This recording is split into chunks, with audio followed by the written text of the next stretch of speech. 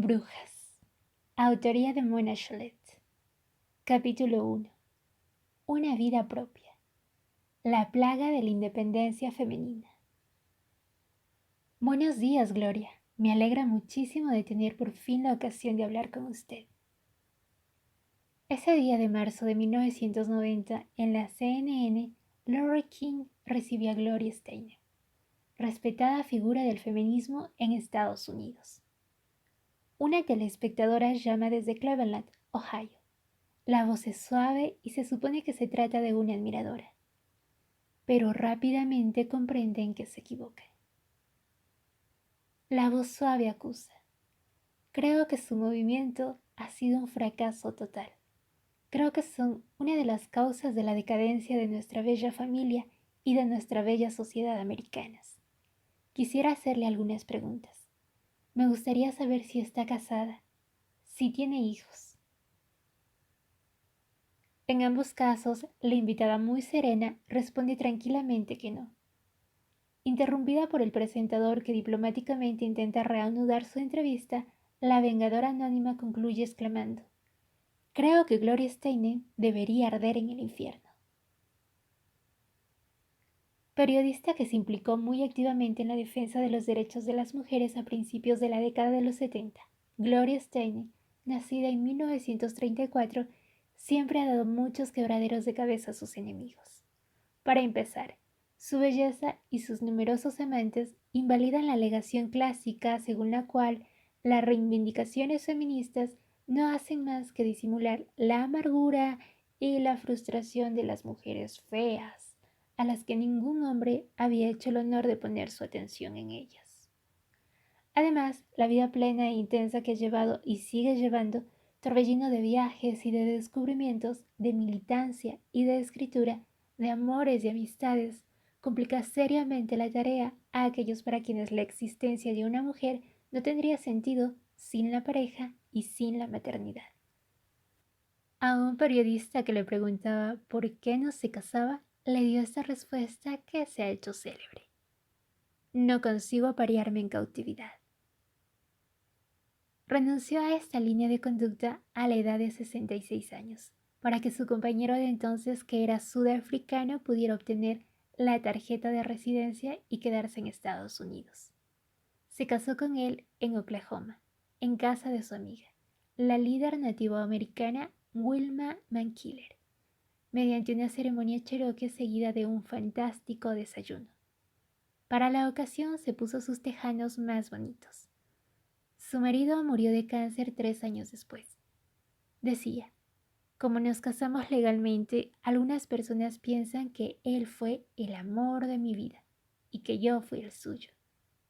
Así reveló Steinem años más tarde a la periodista Rebecca Traister, que realizaba una investigación sobre la historia del celibato femenino en Estados Unidos. Y agregó: «Eso es realmente no comprender nada de la singularidad humana». Él había estado casado 2 veces antes y tenía unos maravillosos hijos ya adultos. Yo había vivido varias relaciones felices con hombres que siguen siendo amigos míos y que constituyen una familia elegida. Algunas personas tienen un solo compañero a lo largo de su vida, pero no es el caso de la mayoría de nosotros. Y cada uno de nuestros amores es esencial y único. Fin de la cita. Hasta finales de la década de los 60, recuerda Rebecca Traister, el feminismo americano estaba dominado por la tendencia Betty Friedan, autora en 1963 de La mística de la feminidad, crítica decisiva sobre el ideal del ama de casa. Friedan defendía a las que querían la igualdad pero sin dejar de amar a su marido y a sus hijos. La crítica del matrimonio como tal no apareció en el movimiento hasta el nacimiento de la lucha por los derechos de los homosexuales y el aumento de la visibilidad de las lesbianas. Pero incluso entonces a muchas militantes les parecía impensable que se pudiera ser heterosexual y no desear casarse. Al menos hasta que aparece Gloria.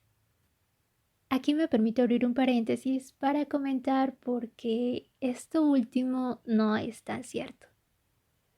puesto que posturas críticas al matrimonio ya aparecieron antes de Gloria Steinem, dentro del movimiento feminista como fuera de él. Y digo fuera de él, pero relacionado al movimiento. Por ejemplo, está la feminista Mary Wollstonecraft, que fue muy conocida por defender ideas contrarias al matrimonio, aunque al final terminó casándose con William Godwin, que por cierto es conocido como el precursor del anarquismo. Él se casó, pero no porque desista de sus ideas, sino porque no deseaba que su hija sufra la ilegitimidad y todo lo que conlleva esa condición. Así que se casó por su hija, por Mary Wollstonecraft Godwin, que es mejor conocida como Mary Shelley. Sí, la escritora que a sus 21 años ya nos compartió Frankenstein. Ahora, fuera del movimiento, y esto lo pongo entre comillas, fuera del movimiento, porque es discutible. Bueno, fuera del movimiento se puede citar a la mayoría de mujeres anarquistas, previas y contemporáneas a Gloria Steinem. Estas anarquistas previas ahora las estudiamos como pioneras del anarcofeminismo porque promulgaban la liberación de la mujer y una liberación más abarcativa como la que promulga el anarquismo. Ellas en su tiempo no se definían como feministas, pero sí que tenían ideas feministas.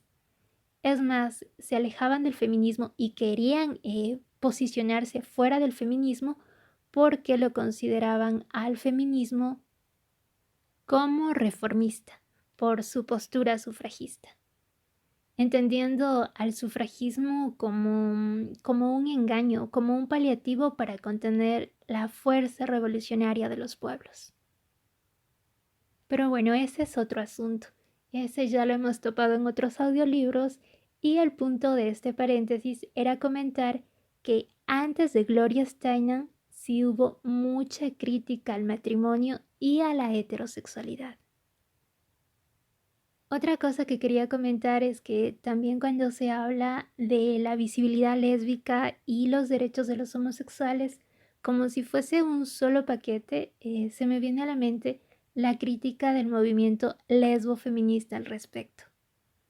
Postura controvertida, repudiada por muchos, pero también adoptada por otras tantas. Y bueno, prosigo con la lectura. Espero que el paréntesis les haya servido.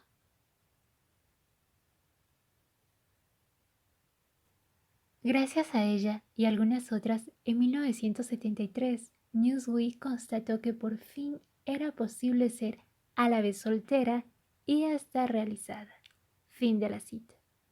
A finales de la década, la tasa de divorcio se había disparado hasta alcanzar cerca del 50%. Gorronas, defraudadoras y electrones libres. De todas formas, es necesario precisar que una vez más las feministas blancas estadounidenses reinventaron la rueda. Por una parte, las mujeres negras descendientes de esclavas no habían estado jamás sometidas a la idea de domesticidad censurada por Betty Friedan. Ellas reivindicaban con valentía su condición de trabajadoras, como teorizaba desde 1930 la abogada Sadie Alexander. Ella fue la primera afroamericana en obtener en 1921 un doctorado en economía. A esto se añadía una larga tradición de compromiso político y comunitario. La impresionante Anne Richter, por ejemplo, que tiene la misma edad que Gloria Steinem y que como ella ha vivido casi siempre sola y no ha tenido hijos, sin duda habría merecido convertirse en una figura tan célebre como ella. Tras unos resultados académicos brillantes, trabajó toda su vida para el gobierno en Washington, al tiempo que dirigía la Sociedad Secreta de Cooperación de Mujeres Negras, que su tatarabuela había fundado en 1867, cuando aún era una esclava. Además, a causa de la degradación de su situación económica después de la Segunda Guerra Mundial, un gran número de afroamericanas habían dejado de casarse y habían empezado mucho antes que las blancas a tener hijos fuera del matrimonio. Esto les había valido desde 1965 la reprobación del subsecretario de Estado para el Trabajo, Daniel Patrick Moynihan, que las acusó de poner en peligro, en sus palabras, la estructura patriarcal de la sociedad americana. A partir de la presidencia de Ronald Reagan, en la década de los 80, el discurso conservador creó la figura deshonrosa de la Welfare Queen, la reina gorrona de la beneficencia, que puede ser negra o blanca, aunque en el primer caso se le añade al insulto una connotación racista. El propio presidente difundió durante más de 10 años la historia falaz de una de esas, entre comillas, reinas, que según afirmaba él, sin vergüenza alguna, utilizaba 80 nombres, 30 direcciones y 12 números de la seguridad social, gracias a los cuales sus ingresos netos eran, en sus palabras, superiores a los $150,000. Fin de la cita. En resumen, la denuncia, bien conocida en Francia, de los entre comillas gorrones y los entre comillas defraudadores, pero en femenino. Durante su campaña para las elecciones a gobernador de Florida en 1994, Jeb Bush consideraba que las mujeres que recibían asistencia social harían mejor, decía, en tomar las riendas de su vida y encontrar marido. Fin de la cita. En la novela de Ariel Gore, Nous étions dans Sorcière, que se desarrolla en California a principios de la década de los 90, la protagonista, una joven madre soltera, blanca, comete el error de confesar a su nueva vecina en el rincón de los suburbios donde acaba de instalarse que sobrevive gracias a los vales para comida. Al enterarse, el marido de la vecina se planta bajo su ventana a lanzarle insultos.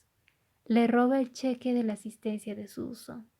La joven se ve obligada a mudarse al día en que, al regresar a casa con su hija, encuentra clavada en la puerta una muñeca en la que han pintarrajeado en rojo las palabras «Muérete, puta gorrona, welfare slut».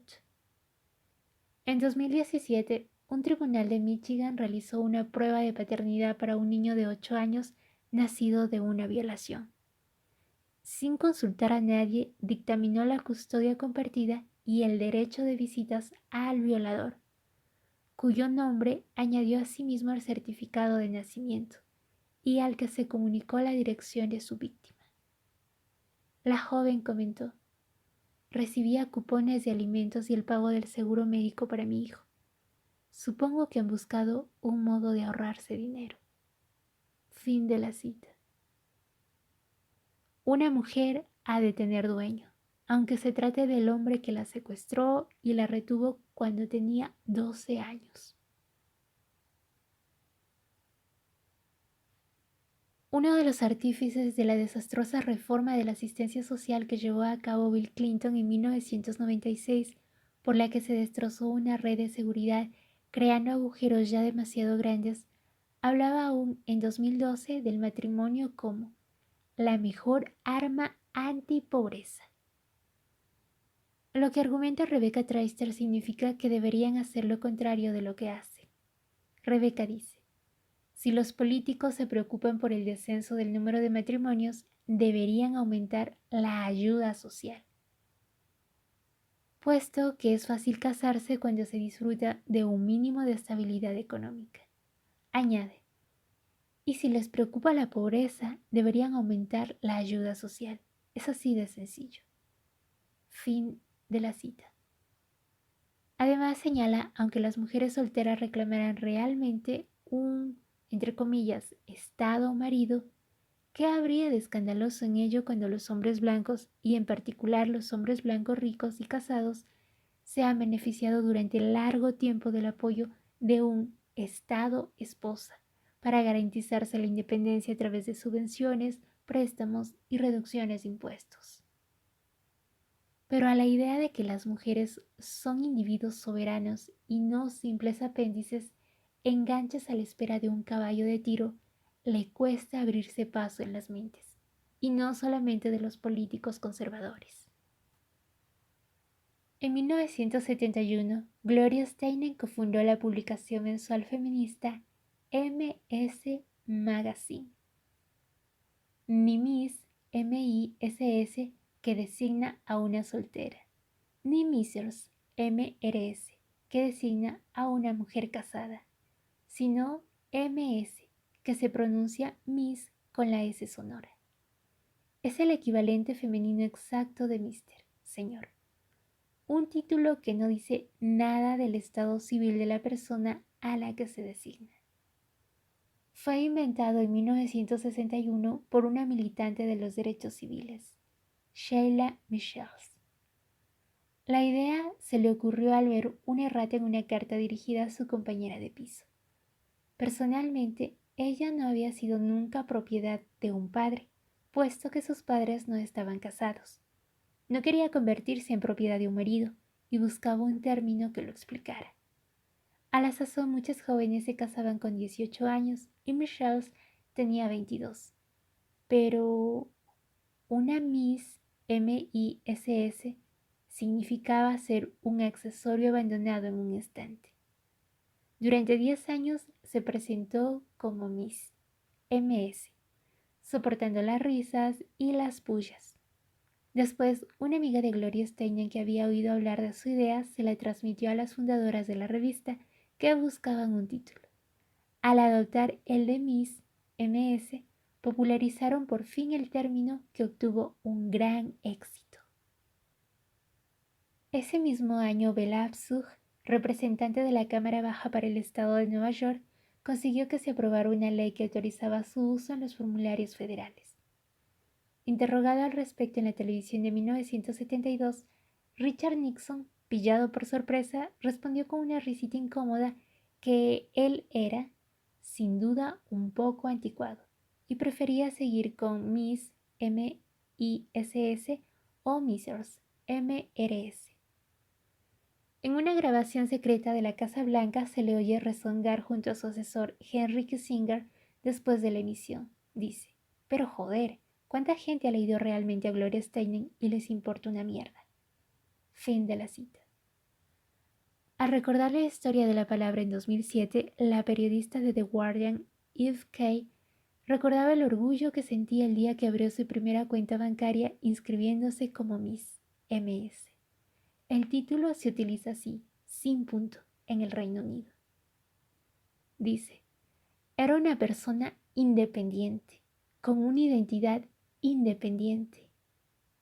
Y Miss MS lo expresaba a la perfección. Era un pequeño paso simbólico. Sabía que no significaba que las mujeres estuvieran en pie de igualdad con los hombres, pero era importante anunciar al menos mi intención de ser libre. Fin de la cita. Animaba a las lectoras a hacer lo mismo. Decía, elegid Miss y os veréis condenadas a ser el bien mueble de un tipo cualquiera. Miss MISS. Elegid Miss MS y os convertiréis en una mujer adulta plenamente responsable de su vida. Fin de la cita. Cuando en Francia, 40 largos años más tarde, Uses le Féminisme y Le Chien de Garde pusieron por fin el tema sobre la mesa con su campaña Mademoiselle, señorita, la casilla de más, que exigía la desaparición de esta opción en los formularios administrativos. Este enfoque fue percibido como el enésimo capricho de feministas ociosas.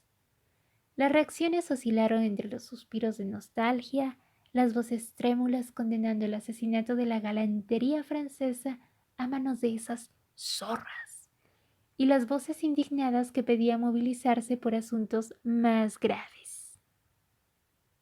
En un principio se creyó que era un chiste, se mofaba Alix Gigoux de Elaine en un editorial de Elle, y recordaba un uso honorífico y marginal del mademoiselle, cuando se atribuye a actrices célebres que no se habían unido jamás a un solo hombre por mucho tiempo. Decía, es preciso defender Mademoiselle por Mademoiselle Jeanne Moreau, Mademoiselle Catherine Deneuve y Mademoiselle Isabelle Adjani.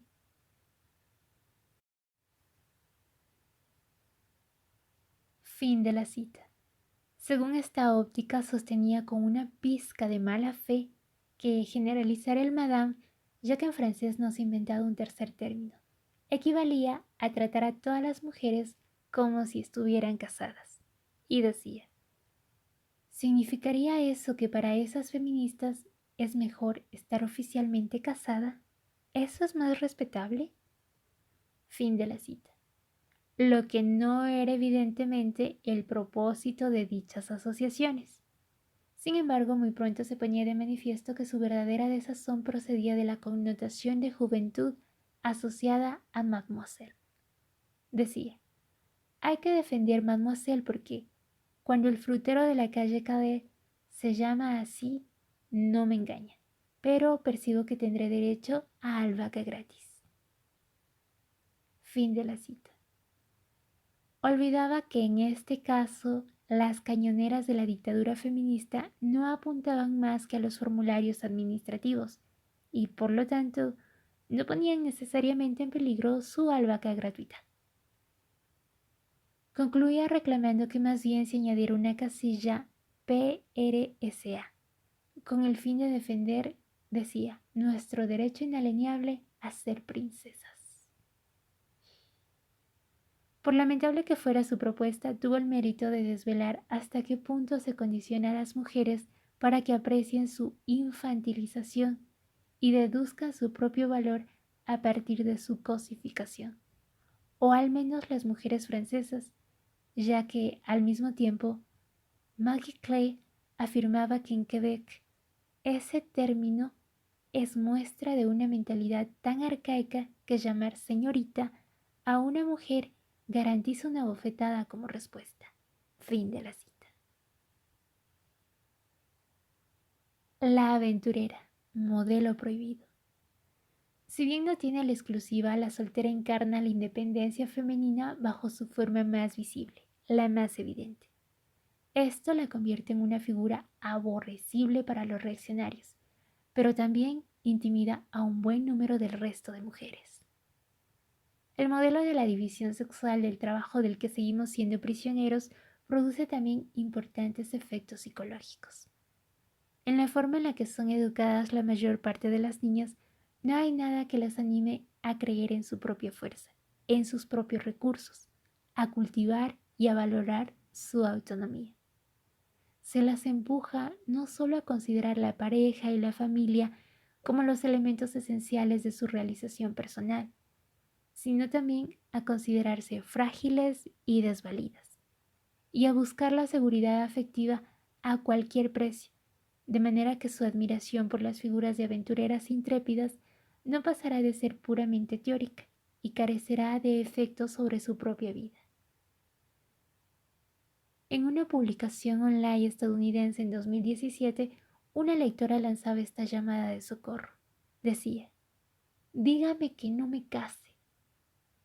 Tenía 20 años y había perdido a su madre 2 años y medio antes. Su padre se disponía a volver a casarse y a vender la casa familiar. Y sus 2 hermanas ya estaban casadas, una ya con hijos y la otra pensando en tenerlos. Iba a regresar pronto a su ciudad natal y tendría que compartir habitación con la hijastra de su padre, de 9 años de edad, perspectiva que la deprimía. No tenía novio, pero, aun sabiendo que su estado de ánimo la predisponía a tomar malas decisiones, estaba obsesionada por el deseo de casarse ella también. En su respuesta, la periodista subrayaba las desventajas que las jóvenes sufrían a la hora de afrontar los cambios de la vida adulta, como consecuencia de la forma en la que se las obliga a relacionarse. Decía, a los chicos se les incita a imaginar su trayectoria futura de la forma más aventurera posible.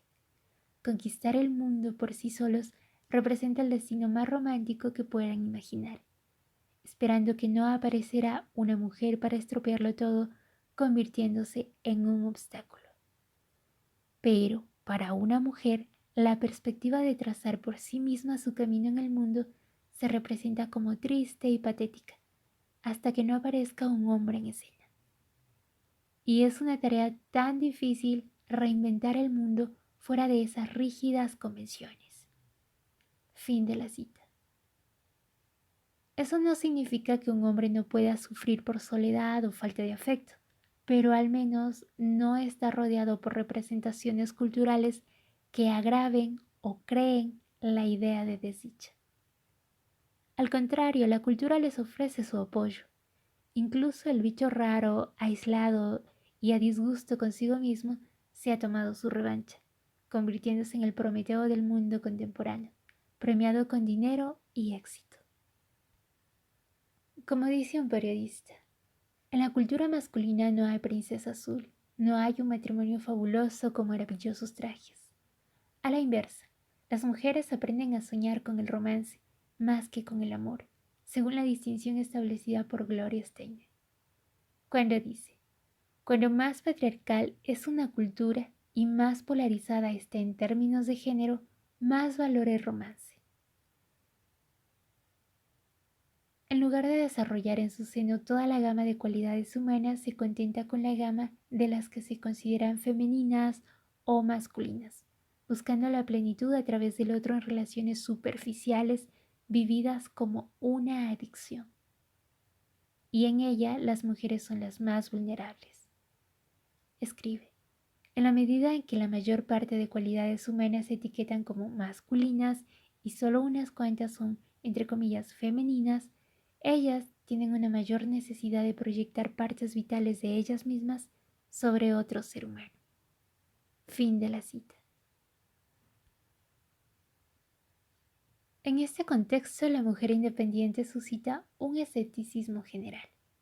La socióloga Erika Flau muestra cómo ese escepticismo se puso de manifiesto en Francia desde la aparición a principios del siglo XX de mujeres sin cónyuge que vivían solas, mientras que hasta entonces se hacían cargo de ellas su parentela, su clan o su comunidad en casi todos los casos. Desempolva estas palabras del periodista Maurice de Walef en 1927. Dice: un hombre no está nunca solo, a menos que vaya a parar a una isla desierta como Robinson Crusoe. Cuando se convierte en farero, pastor o anacoreta es porque le gusta y porque le mueve a ello su estado de ánimo. Admirémosle, pues la grandeza de un alma se mide por la riqueza de su vida interior, y hay que ser increíblemente rico para bastarse a sí mismo. Pero no verán jamás a una mujer elegir esa grandeza. Más blandas, por ser más débiles, tienen más necesidad de compañía que nosotros. Fin de la cita. Y en 1967, en un libro muy leído, el médico Andrés Subigan se preguntaba: habría que saber si la psicología femenina se adapta también como creemos a la libertad y a no estar bajo la dominación del hombre. Fin de la cita.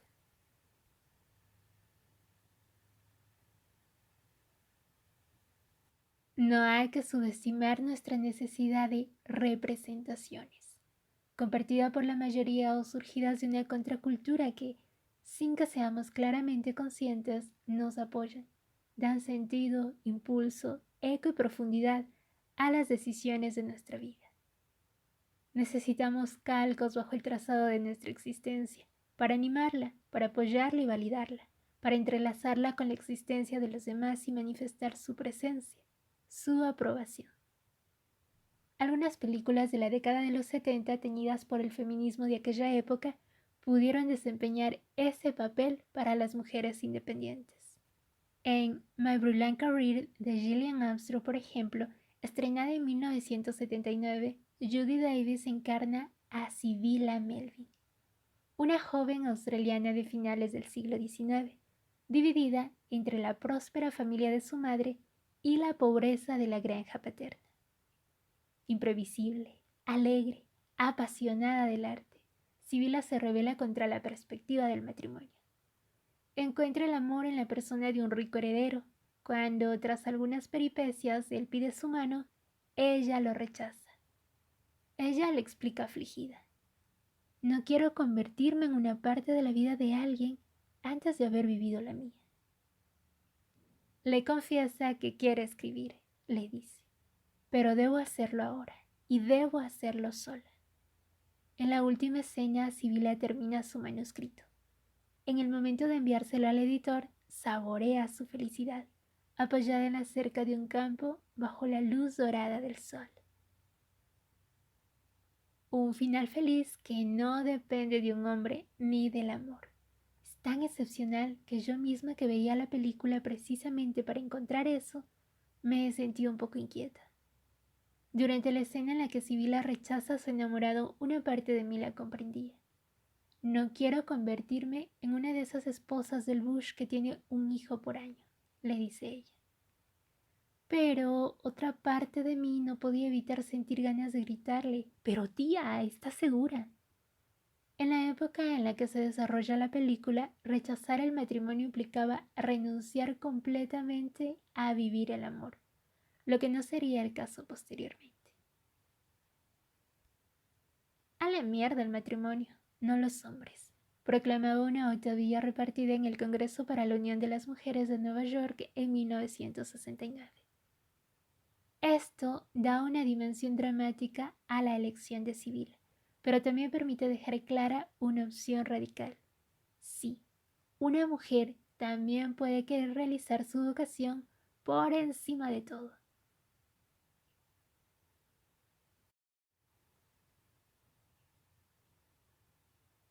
Isadora Wynne, la protagonista de la novela de Erika Jong, Miedo a volar.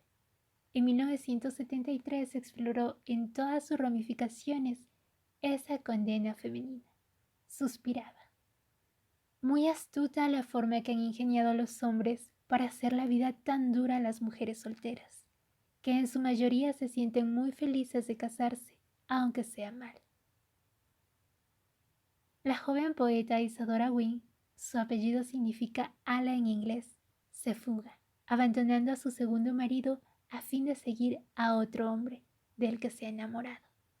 Recuerda las ansias irrefrenables que siente después de 5 años de matrimonio, unas ganas locas de marcharse, de comprobar si todavía está entera, si todavía tiene fuerzas para no dejarse doblegar, sola en una cabaña en el bosque, sin volverse loca. Pero también experimenta ataques de nostalgia y de cariño hacia su marido. Dice: «Si acabara perdiéndolo, no sería capaz siquiera de recordar mi propio nombre». Por una parte, esta tensión entre la necesidad de una estabilidad amorosa y la necesidad de libertad la comparten hombres y mujeres. Es lo que hace que la pareja sea a la vez tan deseable y tan problemática. Pero Isadora se da cuenta de que, como mujer, no está bien preparada para la independencia, aunque acabe necesitándola. Teme no tener coraje para perseguir sus ambiciones. Querría no obsesionarse tanto con el amor, ser capaz de concentrarse en su trabajo y sus libros, realizarse a través de ellos a semejanza de un hombre. Pero constata que cuando escribe, sigue haciéndolo para que la amen. Teme no ser jamás capaz de saborear su libertad sin sentirse culpable. Su primer marido, que se había vuelto loco, se había intentado tirar por la ventana, arrastrándola con él. Pero incluso después de algo así, Isadora no asume haberlo dejado. Dice: «Lo elegí yo y aún siento remordimientos». Se da cuenta de que no puede imaginarse sin un hombre. Decía: «Sin él me sentía tan perdida como un perro sin amo, como un árbol sin raíces. Era una criatura sin rostro, una cosa indefinida». Fin de la cita. Sin embargo, la mayoría de los matrimonios que veía a su alrededor la consternaban, decía. La cuestión no es cuándo se torcieron las cosas, sino cuándo han salido bien alguna vez. Fin de la cita. Le parece que las solteras no sueñan más que con casarse, mientras que las casadas no sueñan más que con escapar. Gloria Steinem señala: «El diccionario define aventurero como una persona que vive, que aprecia o que busca la aventura, pero aventurera como una mujer dispuesta a todo para adquirir riqueza o posición social». Fin de la cita. Ella misma, por su educación muy poco convencional, escapó de ese condicionamiento que empuja a las chicas a buscar la seguridad. Su padre, que se había negado siempre a ser asalariado, se ganaba la vida ejerciendo diversos oficios, como el de chamarilero ambulante, y arrastraba con él a toda la familia, de forma que Gloria leía en el asiento de atrás en lugar de ir al colegio. No la escolarizaron hasta la edad de 12 años. Su padre tenía tal, entre comillas, fobia al hogar, explica, que cuando se daban cuenta de que se habían dejado algo en casa, aunque acabaran de salir de ella, prefería volver a comprar lo que les faltaba antes que desandar el camino. Desde que Gloria tenía 6 años, cuando le hacía falta ropa, su padre le daba dinero y esperaba en el coche mientras ella elegía lo que le gustara. El resultado fueron compras tan satisfactorias como un sombrero rojo de señora, zapatos de Pascua vendidos con un conejo vivo o una chaqueta vaquera con flecos. En otras palabras, le dejaba libertad para definir quién era. Más adelante, siempre entre dos aviones, reprodujo el modo de vida de aquel padre adorado. El día en que la persona para la que trabajaba a distancia le pidió que acudiera a la oficina 2 días por semana, ella presentó su dimisión.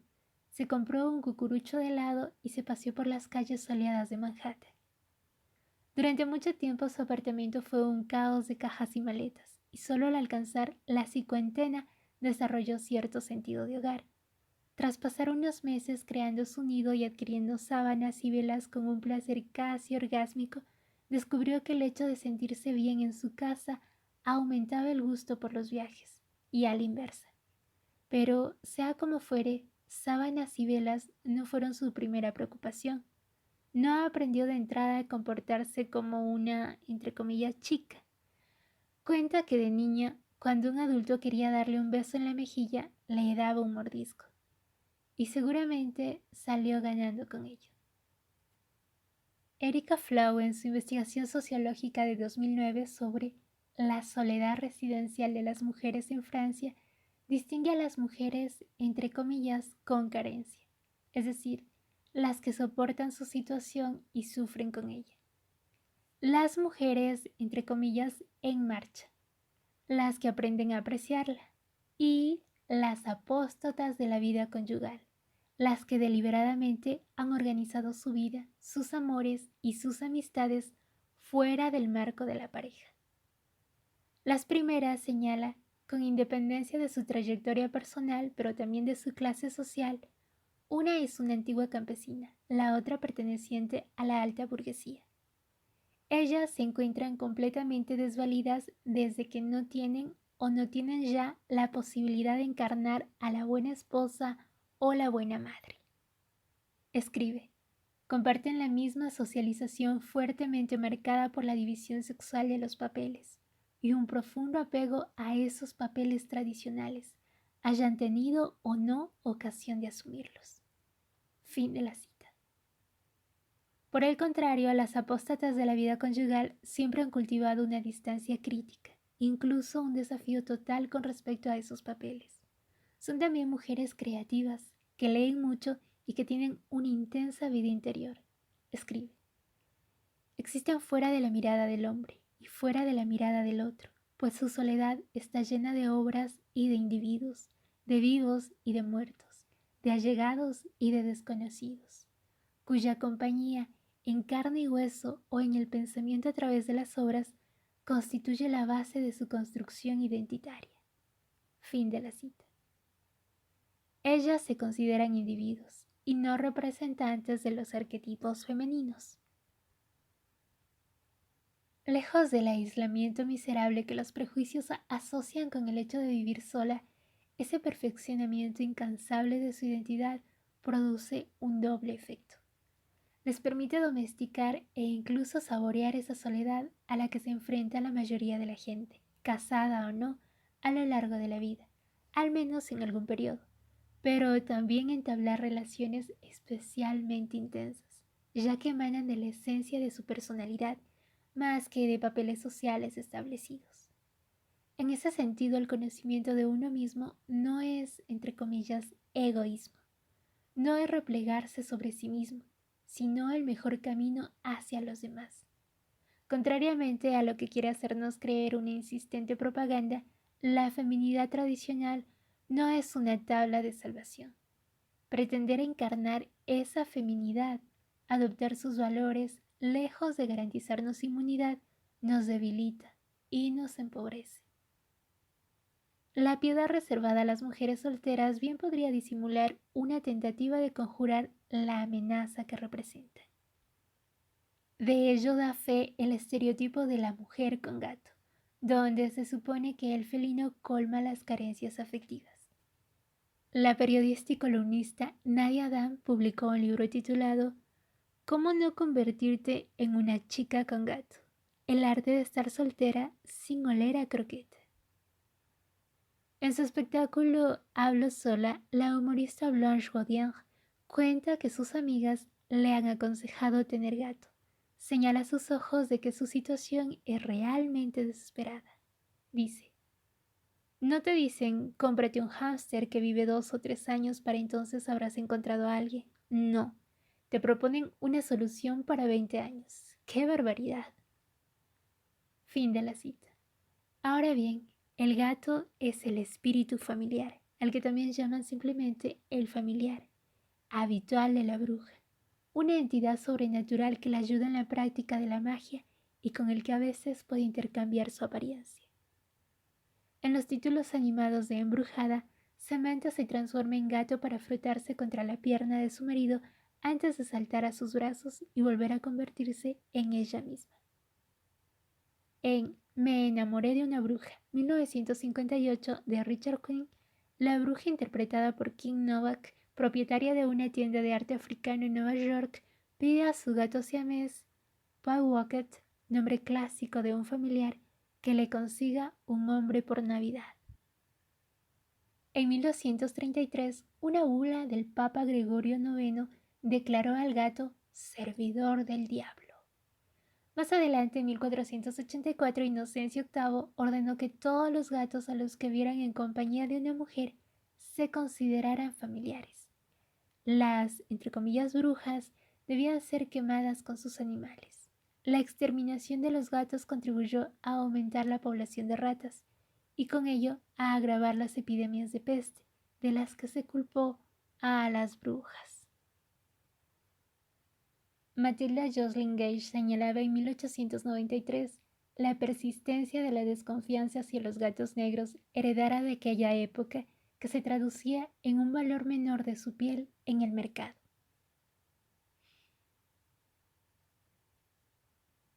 Muerte a los contrarios. Cuando las mujeres cometen la osadía de aspirar a la independencia, una máquina de guerra se pone en marcha para hacerla renunciar mediante el chantaje, la intimidación o la amenaza. Para la periodista Susan Faludi, a lo largo de toda la historia, todo progreso hacia su emancipación, por tímido que sea, ha suscitado una contraofensiva. Tras la Segunda Guerra Mundial, el sociólogo americano William Waller consideraba que la independencia de espíritu de algunas había escapado a todo control, con la ayuda de los cambios engendrados por el conflicto, como un eco del Maleus Maleficarum. Decía, una mujer que piensa sola, piensa mal. Fin de la cita. Los hombres en efecto sienten la más pequeña brisa de igualdad como un tifón devastador. Un poco como las poblaciones mayoritarias se sienten agredidas y se consideran a punto de ser engullidas en cuanto las víctimas de racismo muestran la más mínima veleidad de defenderse. Además de la aversión a renunciar a sus privilegios, privilegio masculino o privilegio blanco, esa reacción delata la incapacidad de los dominadores para comprender la experiencia de los dominados. Pero quizá también, a pesar de sus indignadas protestas de inocencia, una mala conciencia destructora. Les hacemos tanto daño que, si les dejamos el menor margen de maniobra, nos destruirán. Piensa. Por su parte, Susan Faludi detalló minuciosamente en un libro publicado en 1991 las múltiples manifestaciones de lo que ella llama la revancha o reacción, la auténtica campaña de propaganda que se desarrolló a lo largo de la década de los 80 en Estados Unidos a través de la prensa, la televisión, el cine y los libros de psicología para combatir los avances feministas del decenio precedente. Con un cuarto de siglo de distancia, la grosería de los medios empleados resulta aún más impactante. Demuestra una vez más que la razón de ser de los medios de comunicación es a menudo la ideología y no la información. Estudios sesgados emprendidos sin ninguna perspectiva crítica, ausencia total de escrúpulos y de rigor, pereza intelectual, oportunismo, sensacionalismo, conformismo, funcionamiento en circuitos cerrados sin ningún vínculo con una realidad cualquiera. Faludi observaba: este tipo de periodismo no obtiene su credibilidad de hechos reales, sino de su poder de repetición. Fin de la cita. La tesis repetida machaconamente en todos los medios posibles en el transcurso de ese periodo se sustenta en dos mentiras. La primera: las feministas han ganado, han obtenido la igualdad. Segunda: ahora son desgraciadas y están solas. La segunda afirmación no tiene como objetivo describir una situación, sino asustar, lanzar una advertencia. Las que osen abandonar su puesto y querer vivir para ellas mismas, en lugar de quedarse al servicio del marido y los hijos, se labran su propia desdicha. Para disuadirlas apuntan precisamente al que, por culpa de su educación, constituye su punto débil, su pánico a encontrarse abandonadas a su propia suerte. El New York Times escribe perversamente en un artículo sobre las solteras lo siguiente: teme el crepúsculo, ese difícil momento en que la oscuridad envuelve la ciudad y en el que las luces se encienden una a una en las cálidas cocinas. Fin de la cita. Un manual de psicología titulado Bellas, inteligentes y solas pone en guardia contra el, entre comillas, mito de la autonomía. Newsweek afirma que las solteras de más de 40 años tienen, dice, más oportunidades de ser atacadas por un terrorista que de encontrar marido. Fin de la cita. Por todas partes se llama a las mujeres a tener cuidado con el rápido declive de su fertilidad, a abandonar sus ridículos castillos en el aire y a tener hijos lo antes posible. Se estigmatiza a las esposas que no han sabido, dicen, hacer de su marido el centro de su existencia. Hay, entre comillas, expertos que señalan un supuesto aumento del número de ataques al corazón y de suicidios entre las mujeres activas. La prensa publica artículos apocalípticos sobre las guarderías sobramente titulados, que dicen: mamá, no me dejes aquí. En el zoo de San Francisco, Coco, gorila hembra, dice a su cuidador que quiere un hijo. Así lo asegura conmovido un diario local. Películas y revistas se llenan de amas de casa radiantes y de solteras exhaustas, cuyo problema consiste en esperar demasiado de la vida. La prensa francesa entona el mismo estribillo, como demuestran algunos de los titulares de Le Monde entre 1979 y 1987. Decían: cuando se llama libertad a la soledad, o mujeres libres pero solas, la Francia de las mujeres solas, cuando vuelvo no me espera nadie. Erika Flau constata de todas formas que incluso en otras épocas el discurso sobre las mujeres independientes no ha sido jamás de aprobación, ni en la prensa generalista ni en la femenina. Siempre ha estado teñido de victimismo o de condescendencia. También en este caso se trata más de producir un efecto que de describir una situación. Puestas en boca de una mujer que asegura ser feliz estando sola frases del tipo: una mujer no está hecha para vivir sin un hombre, tienen un impacto mucho más perverso que en cualquier otro contexto. Hay que leer la prensa feminista de la época para encontrar artículos sobre el tema que no pretendan devolver al redil a la oveja descarriada. Esa prensa es la única en particular en tener en cuenta el prolongado ataque cultural que se ha hecho soportar a las mujeres que viven solas y a considerar que eso puede explicar el malestar que experimentan muchas de ellas. Ciertamente hay algo casi fascinante en el modo en que la sociedad las asume en la desdicha para mejor confundirlas después. Ah, ¿ves cómo eres desgraciada? En esa prensa, lejos de negarse, analiza Erika Flau, la elección de una vida solitaria se representa en su justa dimensión, la de una victoria sobre las múltiples presiones que se ejercen sobre el individuo desde el nacimiento y que condicionan una gran parte de sus actos. Una lucha contra los arquetipos que uno lleva dentro de sí, las convenciones, la continua y renovada presión social.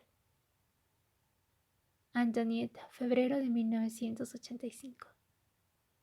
De repente, ahí oímos otros testimonios, otros puntos de vista, como el que apareció en el Gouvernement en face, revisar al lado, en junio de 1979, cuando decía: lenta eclosión de los deseos, reapropiación del cuerpo, de la cama, del espacio y del tiempo, aprendizaje del placer propio, de la vacuidad, de la disponibilidad para los otros y para el mundo.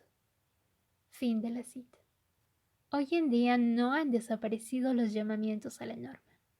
En 2011, Tracy Macmillan, autora y guionista, participó en particular en los guiones de la serie Mad Men. Tuvo un gran éxito con un solo artículo, el más leído de la historia del HuffPost, titulado ¿Por qué no te has casado? Fingiendo describir una realidad, el artículo revelaba sobre todo la imagen increíblemente despectiva y odiosa que tenía de la lectora soltera. Empezaba fingiendo desentrañar su psicología al detectar la envidia que, a pesar de sus esfuerzos por poner buena cara y convencerse de estar satisfecha con su suerte, sentía hacia sus amigas ya casadas. Apoyándose en la superioridad que le conferían sus 3 experiencias matrimoniales, detallaba así sus hipótesis. Si no estás casada es porque eres una zorra, porque eres superficial, porque eres mentirosa. Fin de la cita. En especial ponía en guardia contra la cólera. Decía: estás enfadada con tu madre, con el complejo militar industrial, con Sarah Palin, la política conservadora. Y eso da miedo a los hombres. La mayoría solo quieren casarse con una mujer que sea amable con ellos. ¿Has visto a Kim Kardashian enfadada? No creo. ¿Has visto a Kim Kardashian sonreír, contonearse y grabar un video sexual? La cólera de las mujeres aterroriza a los hombres. Lo sé, puede parecer injusto tenerte que transigir con el miedo y el sentimiento de inseguridad para poder casarte, pero en realidad eso te irá muy bien, puesto que transigir con el miedo y el sentimiento de inseguridad de los hombres es precisamente una gran parte de lo que tendrás que hacer como esposa. Fin de la cita. Invitaba a no mostrarse demasiado difícil en la elección de compañero porque ese es el comportamiento de un adolescente. Sin embargo, las adolescentes no están nunca contentas, y es igual de raro que estén de humor para cocinar. Fin de la cita. Finalmente, claro está, amonestaba a las entre comillas egoístas. Decía: si no estás casada, seguramente piensas mucho en ti misma. Piensas en tus muslos, en tu ropa, en tus arrugas nasogenianas. Piensas en tu carrera, o, en caso de no tenerla, piensas en apuntarte a yoga. Fin de la cita. Leer estas líneas pensando en la larga historia del sacrificio femenino y en la dosis de misoginia que se ha de tener incorporada para no comprender que el deseo de realización personal pueda adoptar otras caras da algo de vértigo.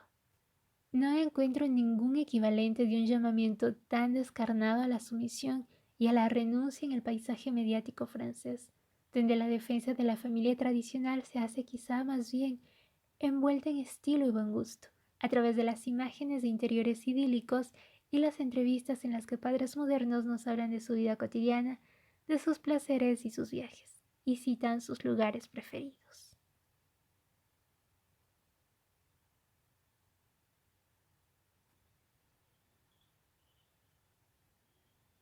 La sombra de las hogueras. En el cine, el personaje de la soltera diabólica más emblemático de la década de los 80 sigue siendo el de Alex Forrest, interpretado por Glenn Close en Atracción Fatal, de Adrian Lyne. Michael Douglas encarna a Dan Gallagher, un abogado que, en un momento de debilidad, durante la ausencia de un par de días de su mujer y su hija, cede a los requerimientos de una editora sexy, a la que ha conocido en un acto.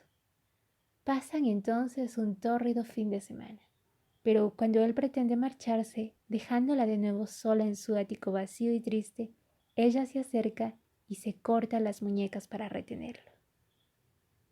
Más adelante, las escenas muestran la vida feliz de la familia de Dan con su esposa dulce y equilibrada, que no trabaja, y se alternan con planos en los que una Alex llorosa, abandonada en su lúgubre soledad, escucha a Madame Butterfly, apagando y volviendo a encender una lámpara sin cesar.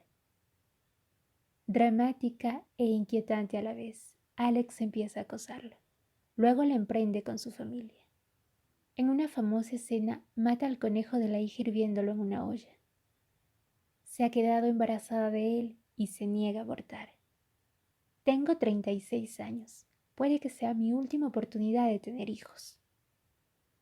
Como si estuviera bajo la mirada penetrante de Tracy Macmillan, la profesional emancipada y segura de sí misma deja caer la máscara, descubriendo una criatura miserable que languidece por esperar al Salvador que la convierte en madre y compañera.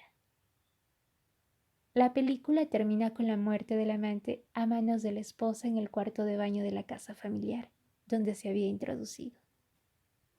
En una primera versión, Alex se suicidaba, pero tras haber mostrado este final en un pase de prueba, la productora, para disgusto de Glenn Close, que se opuso en vano, hizo que se cambiara por otro, más acorde con los deseos del público de prueba. El público quería matar a Alex a toda costa y no permitirle que se suicidase, explica plácidamente Michael Douglas. En los cines de la época, los hombres manifestaban su entusiasmo durante esa escena vociferando: «¡Vamos, pártele la cara a esa puta!».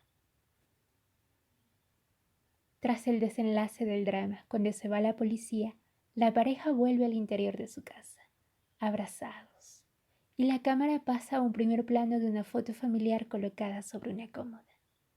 Ya a lo largo de toda la película, la realización ofrecía regularmente aburridos primeros planos de las fotos de la familia de los Gallagher, resaltando mediante expertos encuadres unas veces los remordimientos del marido infiel y otras la rabia impotente del amante. Con ocasión de los 30 años de atracción final en 2017, Adrian Lyne protestaba y decía: «La idea de que quería censurar a las mujeres que hacen carrera y decir que eran todas unas psicópatas es estúpida. Soy feminista». Fin de la cita. Es cierto que hoy en día el feminismo está nuevamente de moda. Sin embargo, esas protestas parecen bastante ridículas si hemos de creer a Susan Faludi, cuando dice que el guión fue modificado una y otra vez para volverse más reaccionario. Mientras que al principio la esposa era profesora, la convirtieron en ama de casa. La producción pidió que el personaje del marido se hiciera más simpático, cargando las tintas sobre el amante. Adrian Lyne tuvo la idea de vestir a Alex de cuero y de situar su vivienda cerca del mercado de carne de Nueva York. Junto a su edificio arden fuegos en toneles metálicos similares a calderos de brujas. Pero la venganza que detalla Faludi no se ejerce más que en la esfera simbólica, aunque incluso en ese terreno haya tenido efectos muy concretos. De la misma manera que en la época de la caza de brujas se multiplicaron los obstáculos para las mujeres que querían trabajar como los hombres, prohibiéndoles el acceso a la educación o expulsándolas de los gremios, algunas se enfrentaron con una despiadada hostilidad. Da fe de ello la historia de Betty Riggs y de sus colegas, empleadas de la empresa American Cyanamid, que después pasó a ser Cytec Industries, en Virginia Occidental. En 1974, las autoridades obligaron a la dirección a emplear a mujeres en las cadenas de producción, viendo en ello una oportunidad única de abandonar los trabajos a $1 la hora a los que se ve reducida, de poder atender a las necesidades de sus padres y de su hijo, y a la larga, de dejar a su violento marido. Betty Riggs asedia a la dirección, que rechaza su candidatura con diversos pretextos. Al cabo de un año, logra por fin que la contraten, junto con otras 35 mujeres. Trabaja en el taller de colorantes donde el primer año la producción mejora considerablemente, pero a las empleadas las acosan sus colegas masculinos. Un día ven un cartel que reza: salva un empleo, mata a una mujer. Por si esto no fuera bastante, el marido de Betty Riggs le prende fuego a su coche en el aparcamiento. Se mete en el taller para partirle la cara. Más tarde, hacia el final de la década, la empresa se interesa repentinamente por los efectos de las sustancias que ellas manipulan sobre la salud de sus empleados. Negándose a tomar medidas de protección suplementarias y viendo que las sustancias amenazan también la salud reproductiva de los hombres, la empresa decide que las mujeres fértiles de menos de 50 años no podrán trabajar más en ese taller, a menos que se hagan esterilizar. Las asalariadas, 7 en total, están destrozadas. 5 de ellas, que necesitan el empleo imperiosamente, se resignan a hacerse operar. Entre ellas, Betty Riggs, que entonces no tiene más que 26 años. Menos de 2 años después, a finales de 1979, enfrentada con los servicios gubernamentales encargados de velar por la seguridad en el trabajo, la dirección reacciona cerrando el taller de colorantes. Los puestos de trabajo por los que las mujeres han sacrificado su útero se suprimen. Perderán la demanda que presentan contra la empresa. Un juez federal considerará que pudieron elegir. Betty Riggs tendrá que volver a los trabajos de mujer, entre comillas, trabajos de mujer, y ganarse la vida limpiando. No hay hoguera aquí, sino el poder patriarcal de siempre que excluye, que golpea y mutila para mantener a las recalcitrantes en su posición de eternas subordinadas.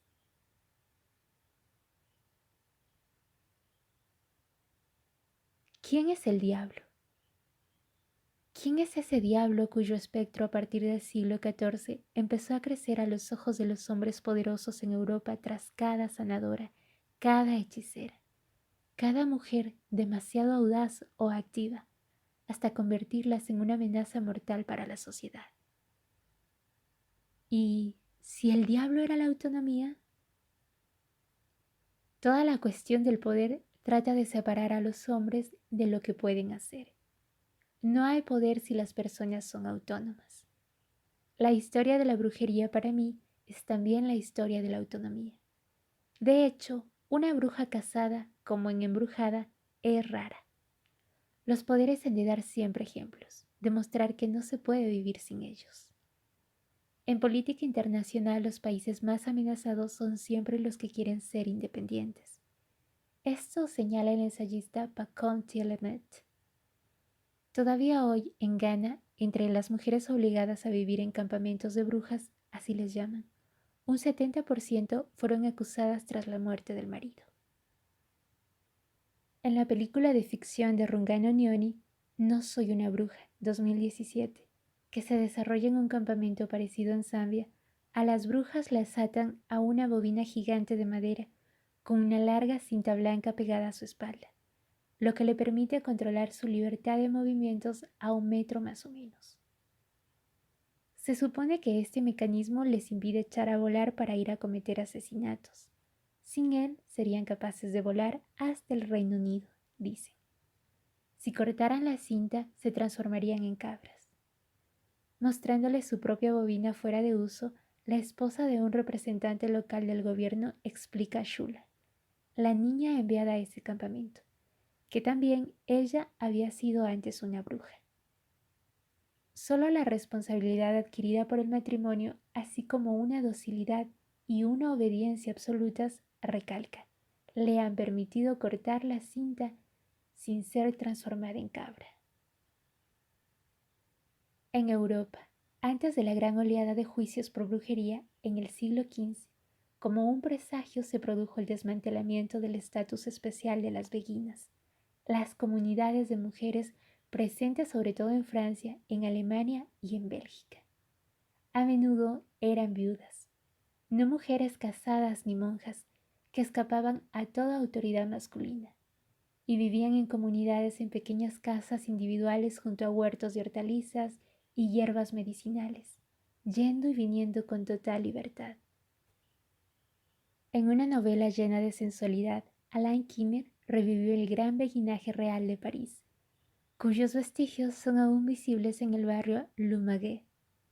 Su protagonista, la vieja Isabel, la herborista del beguinaje, cuya vivienda despedía olor a madera quemada y a hierbas amargas, tiene unos ojos extraños, ni verdes ni azules, que captan los matices del cielo, de las plantas de su jardín, de las gotas de agua traspasadas por la luz cuando llueve.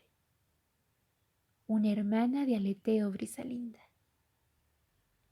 Algunas beguinas vivían y trabajaban incluso fuera de los muros del beguinaje, como Jean Dufour, que tiene un floreciente comercio de sedas. Estas mujeres conocen una prosperidad física, intelectual y espiritual en las antípodas de una vida marchitándose a la que fueron condenadas las miles de mujeres encerradas en los conventos.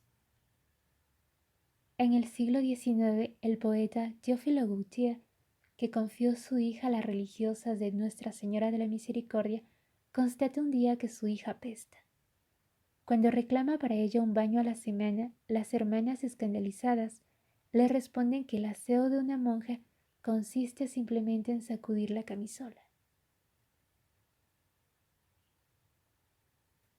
La ejecución de Marguerite Fouquet, una beguina de la región de Guinaud, quemada por hereje en la antigua Place du Grève, delante del actual Ayuntamiento de París, en 1913, supuso el punto final a la tolerancia de la que gozaban estas mujeres, cada vez peor vistas por culpa de su doble negativa a la obediencia al sacerdote y al esposo.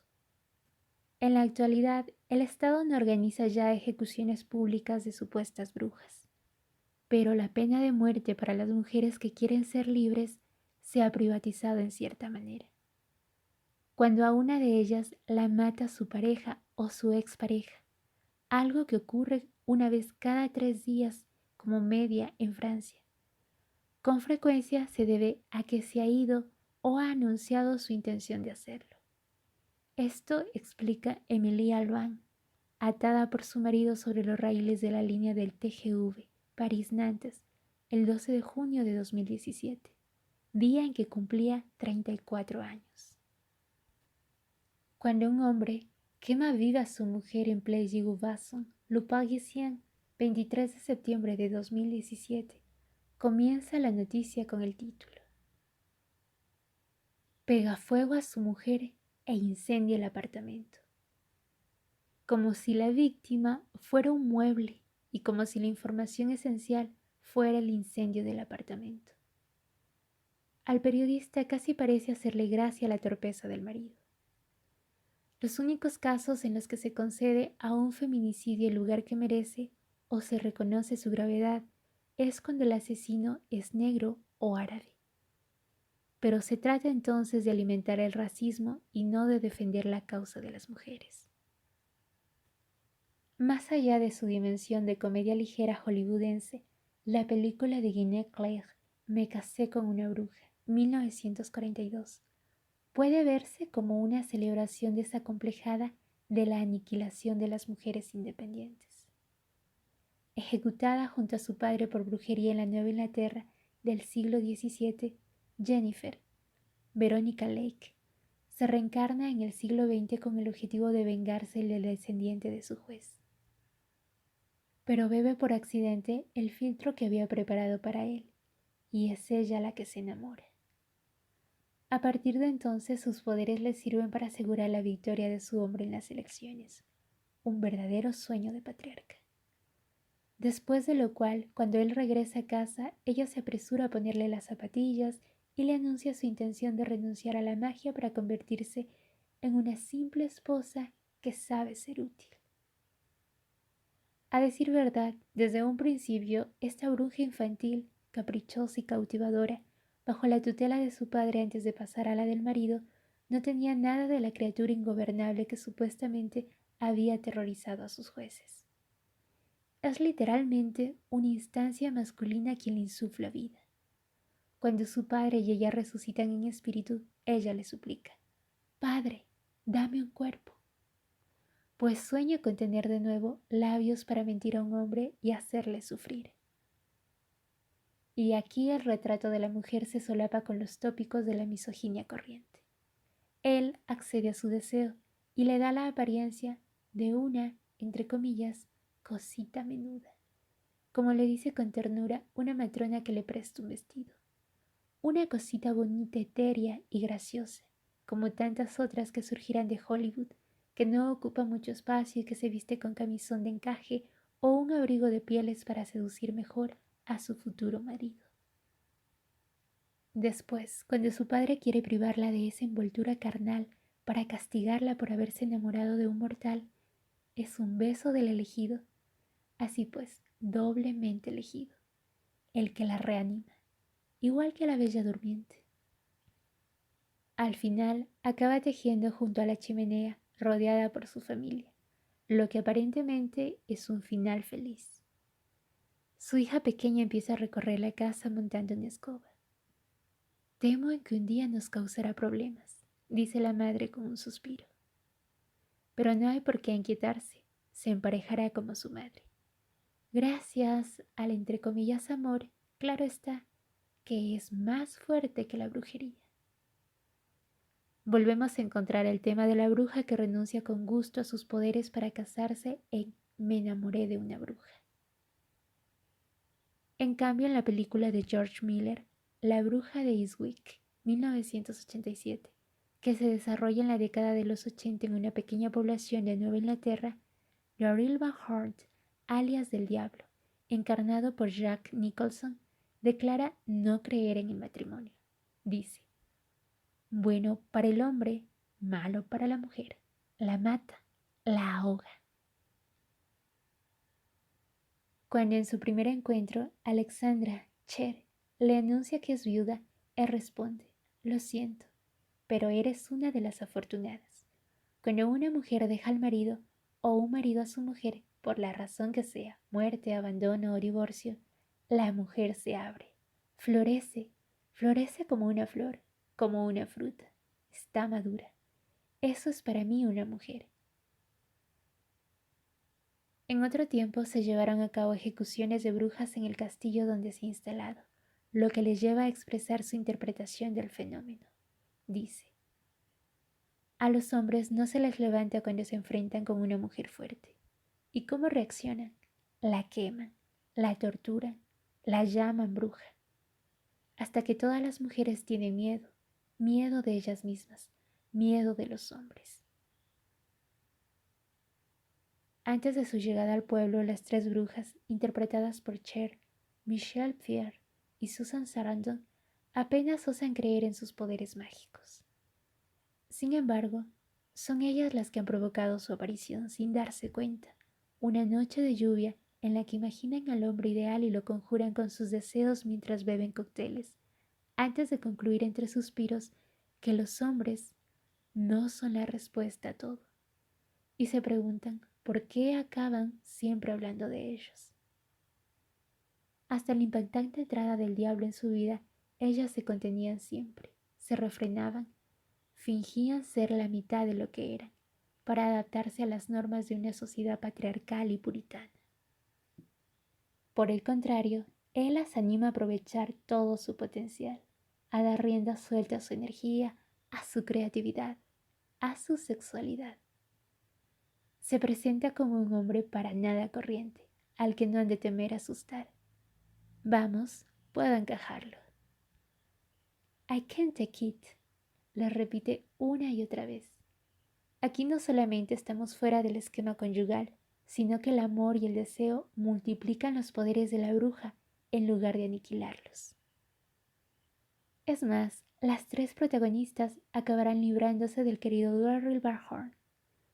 Viene al caso señalar la paradoja que representa la figura del diablo, dueña de quienes no tienen dueño. Los demonólogos del Renacimiento ni siquiera podían concebir la autonomía total de las mujeres. A sus ojos, la libertad de aquellas a las que acusaban de brujería se explicaba mediante otra subordinación. Necesariamente se hallaban bajo el dominio del diablo, es decir, una vez más, sumisas a una autoridad masculina.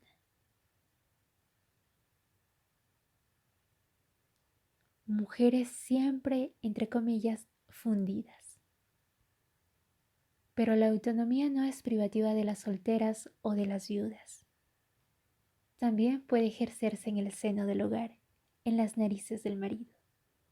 Es precisamente eso lo que simboliza la ficción del vuelo nocturno de la bruja, que la lleva a abandonar el lecho conyugal, burlando la vigilancia del hombre, dormido, para montar en su escoba y partir hacia la aquelarre.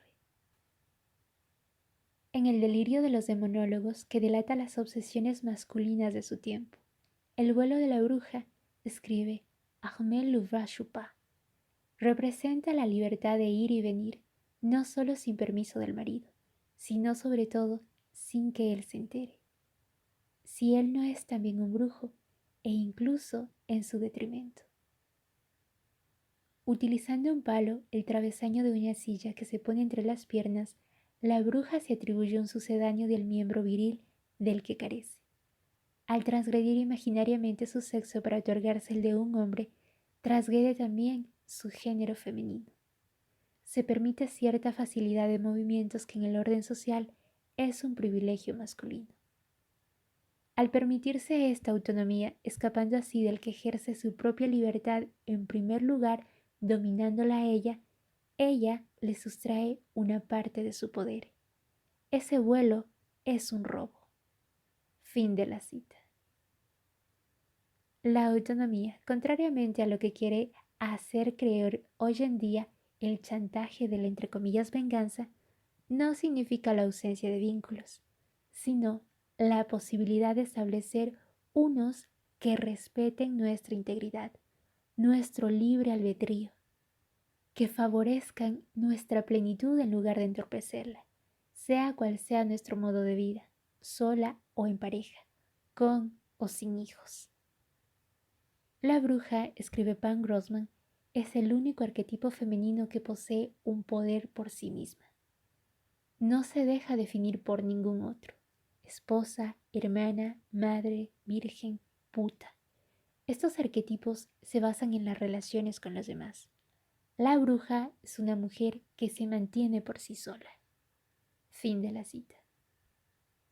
Ahora bien, el modelo promovido en la época de las persecuciones de brujas, impuesto primero por la violencia y más tarde con la creación del ideal del ama de casa en el siglo XIX, por una sabia mezcla de adulación, de seducción y de amenazas, encadena a la mujer a su papel reproductor y deslegitima su participación en el mundo del trabajo.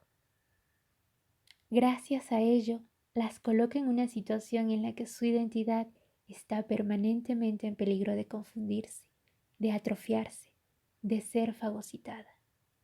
Les impide existir y realizarse para convertirlas en representantes de una pretendida esencia femenina. En 1969, en Nueva York, el grupo Witch creó el caos en el salón de una boda al dejar sueltos unos ratones. Una de las consignas echaba pestes contra el matrimonio. Decía, ser una esposa para siempre, pero una persona jamás. Hoy en día, quien comparte su vida con un hombre y unos hijos ha de luchar siempre con todas sus fuerzas si no quiere convertirse en una mujer fundida. La expresión es de Kule Connier, que analiza Brigitte, serie de novela rosa en 40 volúmenes de Bernard, que empezó a publicarse en la década de los 30. A través de su protagonista, que tiene 18 años en el primer volumen y que es bisabuela en los últimos, la autora quería crear una especie de tratado de la vida moderna para uso de las jovencitas, luego de las esposas y de las madres, explica Kule Connier. Así, cuando Brigitte contempla a sus hijas con una tierna mirada, Bernard escribe: Rosalind se fundirá un día en otra familia, mientras que él, el pequeñín que aprieta ya los minúsculos puños con decisión, será él. Fin de la cita. Podríamos creer que nos encontramos a años luz de un universo tan reaccionario. Durante la guerra, Brigitte, por supuesto, sin decirlo nunca explícitamente, fue defensora de Pétain y en ocasiones antisemita. Y sin embargo, en el seno de la familia heteroparental, las necesidades de una mujer deben suprimirse siempre antes las de su compañero y sus hijos. La socióloga Orna Donat escribe: a menudo se oye a las mujeres decir que la mejor manera de ser madre es fundirse en la vida de los demás. Fin de la cita. En las parejas más progresistas, si bien esta lógica arcaica ya no se expresa, sería inadmisible. Se pone en práctica de manera casi mágica, puesto que la carga doméstica recae sobre las madres como una avalancha gigantesca. La periodista y autora Titi Lecoq, que está en la treintena, explica que ella no se había sentido nunca implicada en las discriminaciones sexistas. Y entonces, pataplum, tuve hijos. Y entonces yo, que era un yo absoluto, comprendí lo que quería decir ser mujer y que por desgracia yo también lo era. Fin de la cita. No solamente una parte enorme de la identidad de las mujeres se encuentra reducida a su papel doméstico y maternal, sino que cargan también con la parte ingrata de criar a los hijos. Titi Lecoq señala que, según los estudios sobre el tema, solo se comparten de manera igualitaria las actividades lúdicas y de socialización de los hijos. Comenta: y comprendo a los tíos. A mí también me gusta más pasearme por el bosque con los niños que retirar la ropa que se les queda pequeña. Fin de la cita. No obstante, la fusión de la identidad en la maternidad va más allá de la cuestión de las tareas educativas y domésticas. La poeta y ensayista estadounidense Adrienne Rich recuerda que en 1955, al quedar embarazada por primera vez, dejó de escribir poesía e incluso de leer, contentándose con seguir un curso de costura. Decía: cosí las cortinas para el cuarto del bebé, preparé las camisitas y borré en la medida de lo posible a la mujer que había sido unos meses antes. Sentía que el mundo me percibía simplemente como una mujer embarazada. Y me pareció más fácil, menos inquietante, percibirme así yo también. Fin de la cita. De hecho, la gente que la rodeaba se mostraba dispuesta a no dejarla ser a la vez escritora y futura madre. En una ocasión en la que debía hacer una lectura de sus poemas en una prestigiosa escuela para chicos de Nueva Inglaterra, el profesor anuló su invitación cuando se enteró de que estaba embarazada de 7 meses, considerando que su estado impediría a los chicos escuchar su poesía. En 2005, en la obra Un feliz acontecimiento, la novelista Elietta Becassis demostraba la imposición de este prejuicio de la incompatibilidad. Una mañana en la que la narradora, en un avanzado estado de gestación, tiene una cita con el director de su tesis, se pregunta consternada: si milagrosamente lograba levantarme, ¿cómo iba a mostrarme ante él en ese estado? Ya me había costado lo suyo establecer una relación de igual a igual con él. ¿Qué mentira iba a contarle para justificar mi transformación? Fin de la cita. Como si las hormonas del embarazo inhibieran el funcionamiento del cerebro, o fuera escandaloso querer pensar y parir a la vez. Este reflejo evoca la teoría de la conservación de la energía, desarrollado por los médicos en el siglo XIX. Se suponía que los órganos y las funciones del cuerpo humano luchaban entre sí para apropiarse de la cantidad limitada de energía que circulaba por él. Desde entonces, las mujeres cuya existencia tenía como objetivo supremo la reproducción debían conservar la energía de su interior alrededor del útero. Así explican Barbara Ayrand y Deidre English. Embarazadas, las dos debían permanecer tumbadas y evitar cualquier otra actividad, sobre todo intelectual. Los médicos y los pedagogos concluyeron rápidamente que la educación superior podía ser peligrosa para la salud de las mujeres. Un desarrollo cerebral demasiado sostenido, advertían, atrofiaría el útero. Simplemente el desarrollo del sistema reproductor no permitía el desarrollo de la inteligencia. Fin de la cita. No estaremos impregnados aún del imaginario surgido de esas disparatadas teorías que servían para justificar la relegación social de las mujeres. Esas fantasías arcaicas sobre el cuerpo femenino alimentan todavía la relegación social, directa o discreta, que aqueja a las mujeres. Las alaban como imagen de un ideal algo ñoño, pero las niegan como personas. Recordemos que Tracy Macmillan recomendaba reprimir la cólera para que un hombre se digne a casarse con nosotras. La censura de la cólera desempeña un gran papel en la eliminación de la identidad. Adrienne Rich escribía: la cólera femenina amenaza la institución de la maternidad. Cita esta réplica de Mermí a su hija Jo en Mujercitas. Dice: me encolerizo casi todos los días de mi vida yo, pero he aprendido a no manifestar mi cólera. Y aún tengo la esperanza de aprender a no sentirla, aunque me lleve 40 años más. Fin de la cita. Dado que el, entre comillas, empleo de la madre de familia es garantizar una atmósfera pacífica y serena en el hogar, velar por el bienestar a la vez mental y material del resto de miembros de la familia, su propia ira se considera ilegítima.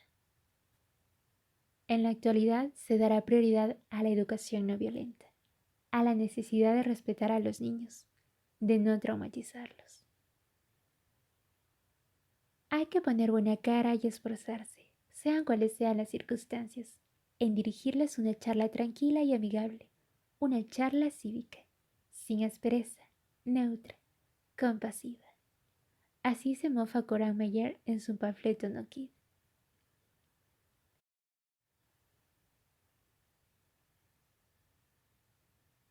De pequeña tenía mucho miedo a las regañinas de mi madre, pero creo que me habría aterrorizado más aún si lo hubiera oído dirigiéndose a mí como la megafonía de la estación de trenes.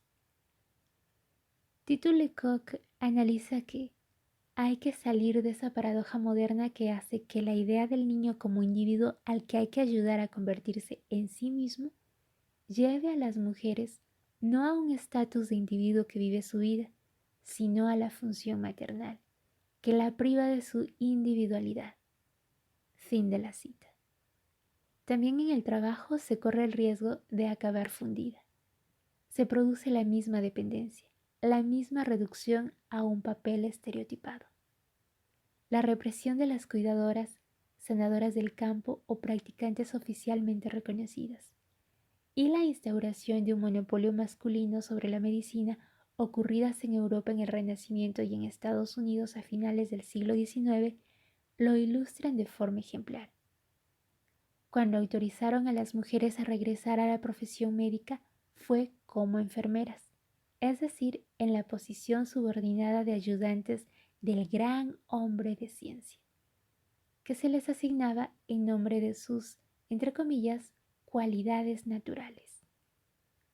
Actualmente en Francia no solamente numerosas trabajadoras lo son a tiempo parcial, 1/3 de las mujeres frente a un 8% de los hombres, y por lo tanto no tienen independencia financiera, es decir, no son independientes a secas, sino que además se ven limitadas a las profesiones relacionadas con la educación, el cuidado de los niños y de los ancianos, o en trabajos de asistencia. Cerca de la mitad de las mujeres, 47%, sigue concentrándose en una decena de profesiones como la de enfermera, 87.7% de mujeres, asistente a domicilio o niñera, 97.7%, personal de limpieza, secretaria o docente. Sin embargo, en la Edad Media las europeas tenían acceso a numerosos oficios igual que los hombres. Señala Silvia Federici lo siguiente: en las villas medievales las mujeres trabajaban como herreras, carniceras, panaderas, candeleras, sombrereras, cerveceras, cardadoras de lana y tenderas. Fin de la cita. En Inglaterra, 72 de los 85 gremios contaban con mujeres entre sus filas, y en algunos de ellos eran mayoría. Así pues, es una reconquista y no una conquista lo que se inició en el siglo XX. Una reconquista que está muy lejos de haberse logrado. Las mujeres siguen siendo intrusas en el mundo del trabajo. La psicóloga Maggie Posey ve una relación directa entre los puestos de subordinación que ocupan y el acoso y las agresiones sexuales que sufren. Dice: mientras no se haga frente a esta forma de hacer inferior al destino de las mujeres, no arreglaremos nada. Fin de la cita.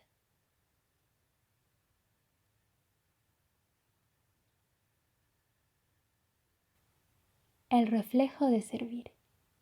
Incluso cuando las mujeres disponen de medios para embarcarse en una profesión prestigiosa o un trabajo creativo, un obstáculo psicológico o la falta de aliento por parte del entorno puede impedirles dar el paso. Preferirán entonces vivir su vocación de manera vicaria, desempeñando el papel de consejeras, de, entre comillas, ayudantes o segundonas de un hombre admirado, un amigo, un jefe o un compañero, siempre con el modelo médico-enfermera como referencia. Es la inhibición que pretende hacer añicos ese eslogan feminista visto en una camiseta. Sé el médico con el que tus padres querían que te casaras. Be the doctor your parents always wanted to marry. Desde luego, la historia de la ciencia y la historia del arte están llenas de hombres que se apropiaron del trabajo de una compañera. Scott Fitzgerald, por ejemplo, insertaba en sus libros los escritos de su mujer, Zelda, y al plantearse la posibilidad de que ella publicara una recopilación de textos, sugirió como título Esposa de novelista. Pero a esto se le añade una interiorización por parte de las propias mujeres de esa posición de ayudante o secundaria. A Isadora Wing, la heroína de Erika Jong, la previene en contra de los artistas o los aspirantes a artistas, su madre, que aprendió la lección por las malas, como cuenta su hija. Dice: mi abuelo pintaba a menudo sus cuadros sobre los de mi madre, en lugar de ir a comprar telas nuevas. Para huir de él, mi madre se volcó un tiempo en la poesía, pero tropezó entonces con mi padre, también autor de poemas, que le robaba sus imágenes poéticas para utilizarlas en sus versos. En cuanto a Isadora, fueran cuales fueran la sinceridad y la profundidad de su deseo de escribir, quería ser innovadora, construirme una vida nueva escribiendo. Duda constantemente de sí misma. Sus 2 primeros borradores de novela tienen narradores masculinos. Decía: partía ingenuamente de la hipótesis de que la opinión de una mujer no le importaba a nadie. Todos los temas que conocía bien le parecían banales y demasiado femeninos, y no puede casi nunca con el fervor de su entorno para animarla. Su hermana, madre de 9 hijos, encuentra su poesía masturbatoria y exhibicionista, y le reprocha su esterilidad. Vas por la vida como si escribir fuera la cosa más importante del mundo, le decía.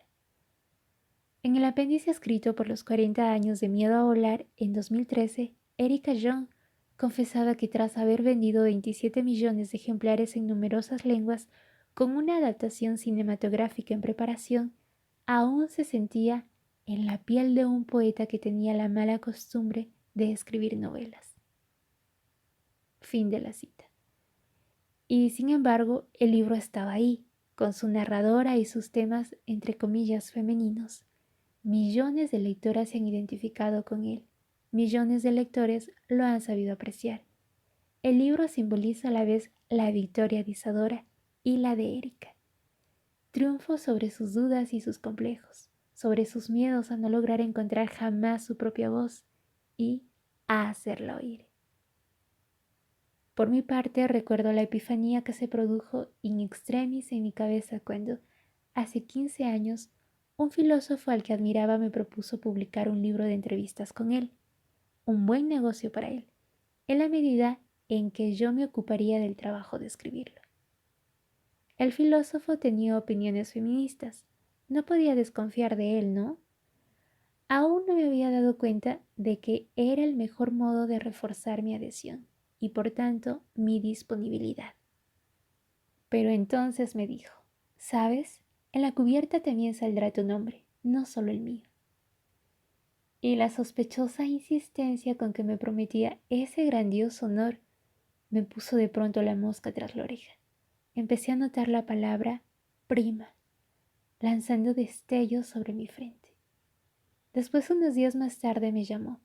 Acababa de encontrarse con un viejo amigo periodista célebre y habían grabado su conversación con la idea de hacer un libro.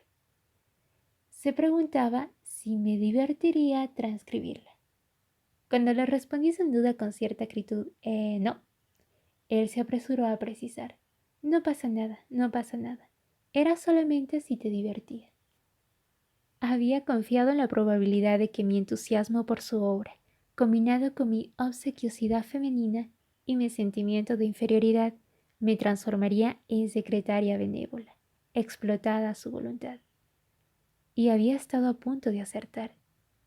Definitivamente desalentada, renuncié a nuestro proyecto en común. En su lugar, escribí un libro en cuya cubierta solo figuraba mi nombre. Pero si se niegan a sacrificarse o quieren alcanzar sus propios objetivos, obtienen una reprobación inmediata. Si su rebelión se produce dentro de un marco profesional, las acusarán de ser arrogantes, individualistas, trepas, de creerse superiores. Enseguida encontrarán hombres que ensalzarán la belleza de dedicarse a una causa que vaya más allá de su pequeña persona. Las gratificaciones infinitamente superiores que eso les aportaría. Ellos lo practican muy poco, es verdad, pero en fin, han oído hablar de ello. Por una increíble casualidad, el servicio a esta causa tenderá en general a confundirse con el servicio a su carrera. Y su chantaje funciona de tan difícil como es disputar a los hombres esa aura impalpable, pero decisiva, de legitimidad y de prestigio que los rodea cuando se ponen a escribir, a crear o a rodar, o cuando se lanzan a cualquier ambiciosa empresa. Si se rebelan en el marco familiar, negándose a organizar su vida en torno a su progenie, entonces serán una arpía, una mala madre. También ahí les invitarán a dejar atrás la preocupación por su pequeña persona.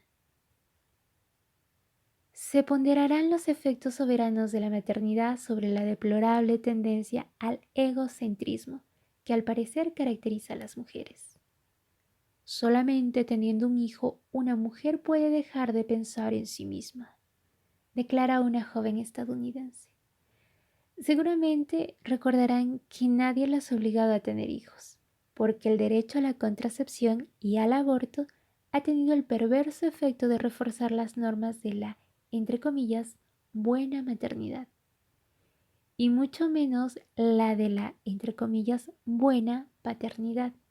Curiosamente, aunque los hombres participan, según parece, en la decisión de procrear. Son sobre todo las madres las que sueltan esas pequeñas frases que surgen en apariencia del sentido común, como no se tienen hijos para hacer que los críen otros. Cierto, pero tampoco se tienen hijos para quedarse pegada a ellos permanentemente, ni para renunciar a cultivar todas sus demás dimensiones. Y criarlos puede ser también ofrecer la imagen de una adulta equilibrada, en lugar de alienada o frustrada. Finalmente, algunas tendrán que oírse llamar niñas consentidas, pequeñas mezquinas, incapaces de asumir las restricciones elementales de la existencia humana. Ahora bien, insiste Adrian Rich, la institución de la maternidad no debe confundirse con el acto de parir y criar a los hijos, de igual forma que la institución de la heterosexualidad no debe confundirse con la intimidad y el amor sexual. Fin de la cita. Al publicarse el libro de Simone de Beauvoir, El segundo sexo, el crítico y escritor André Gusso suspiraba así: ¿cómo hacerle comprender a la mujer que es en la entrega total donde está el enriquecimiento infinito? Fin de la cita. Y aún en la década de los 60, en la Enciclopedia de la Mujer, publicada por Ediciones Nathan, la doctora Montserrat recordaba en estos términos la educación de las hijas. Decía: debe hacerse en el sentido más altruista. El papel de la mujer en la vida es el de darlo todo a su entorno: consuelo, alegría, belleza, siempre conservando la sonrisa, sin hacerse la mártir, sin mal humor, sin fatiga aparente. Es una pesada tarea. Tenemos que entrenar a nuestras hijas para esa renuncia perpetua y feliz. Desde el primer año debe saber compartir espontáneamente sus juguetes y sus caramelos y dar todo lo que tenga, sobre todo aquello que más aprecie. Fin de la cita. Una escritora estadounidense contemporánea confiesa su perplejidad al darse cuenta de que, desde que es madre, cuando come galletas, elige las que están rotas y deja las que están intactas a su marido y a su hija.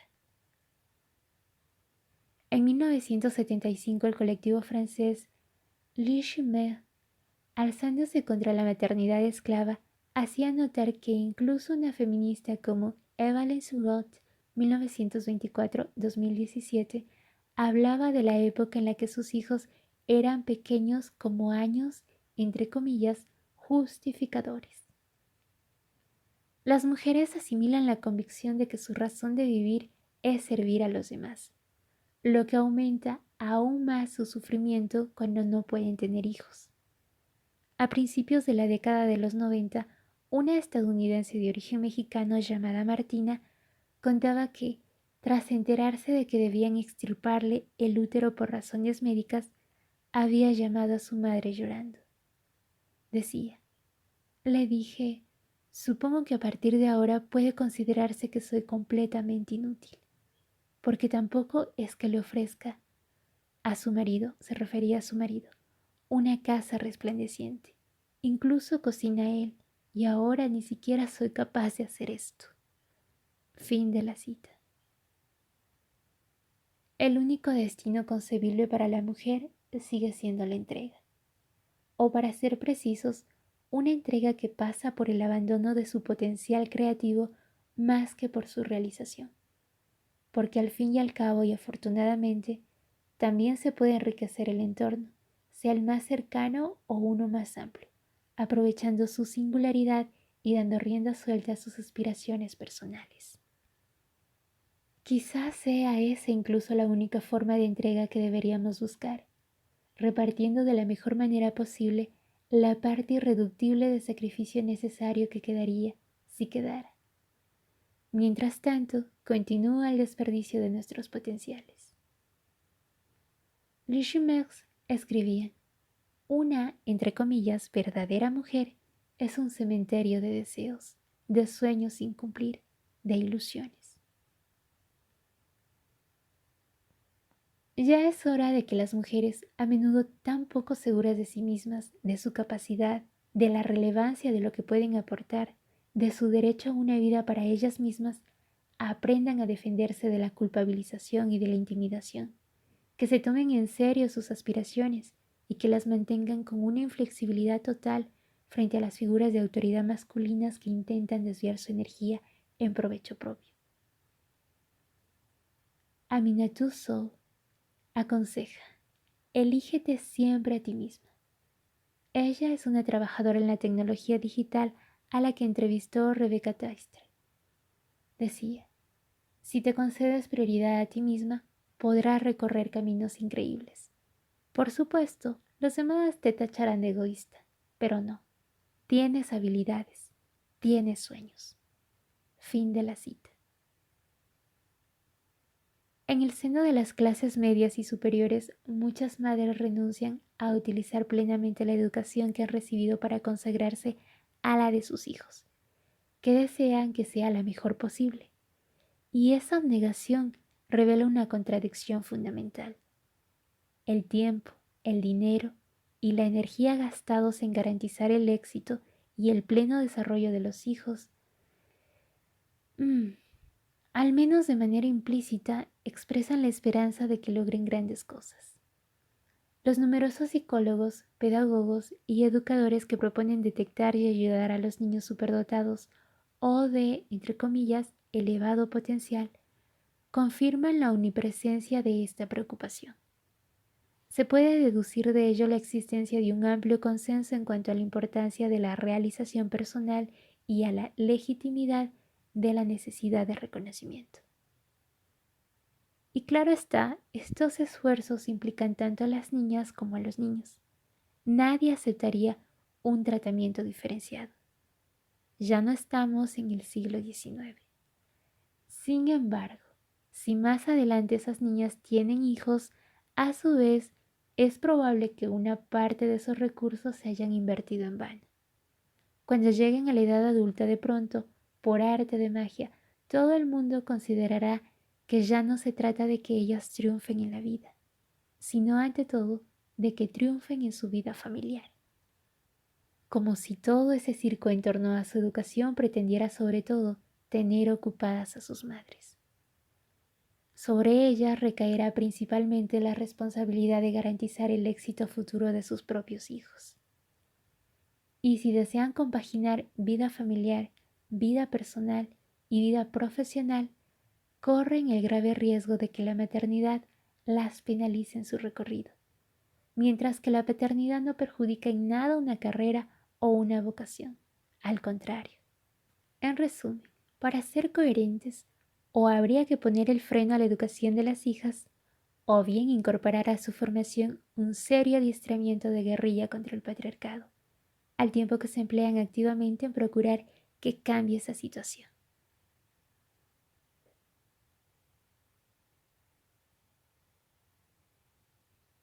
La institución de la maternidad. Cañonazo en el pie. Por supuesto, nada impide a una mujer tener hijos y realizarse al mismo tiempo en otros campos. Al contrario, incluso te animan calurosamente a hacerlo. Al poner la guinda de la realización personal sobre el pastel de la maternidad, halagarás nuestra buena conciencia y nuestro narcisismo colectivo. No nos gusta admitir que vemos a las mujeres ante todo como reproductoras. Buena suerte para tu verdadero proyecto, espetó una universitaria que bequeza a otra que estaba embarazada. Pero entonces te conviene tener mucha energía, un buen sentido de la organización y una gran capacidad de resistencia a la fatiga. Te conviene que no te guste demasiado dormir u holgazanear, que no detestes los horarios, que sepas hacer varias cosas a la vez. Hay además montones de escritoras para animarte, con títulos del tipo Choisis tú, elígelo todo. O Comment avoir un enfant sans vous perdre, cómo tener un hijo sin perderte a ti misma. El arte de la, entre comillas, concialización alimenta un filón editorial. Tiene sus defensoras, a las que entrevistan en las secciones pertinentes de blogs y revistas femeninas. En una ocasión vi cómo se invitaba a un padre soltero a describir su vida cotidiana y otra a una madre homosexual. Pero en una aplastante mayoría de casos es a las mujeres heterosexuales a las que se interroga sobre el tema.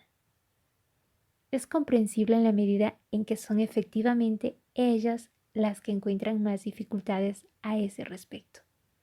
Pero eso contribuye a normalizar esa situación, eludiendo la profunda injusticia social que representa, ya que produce la impresión de que no hay un elemento exterior en la ecuación, que todo depende de ellas y de su grado de organización, y culpabiliza a las que se desenvuelven peor, haciéndoles creer que el problema son ellas.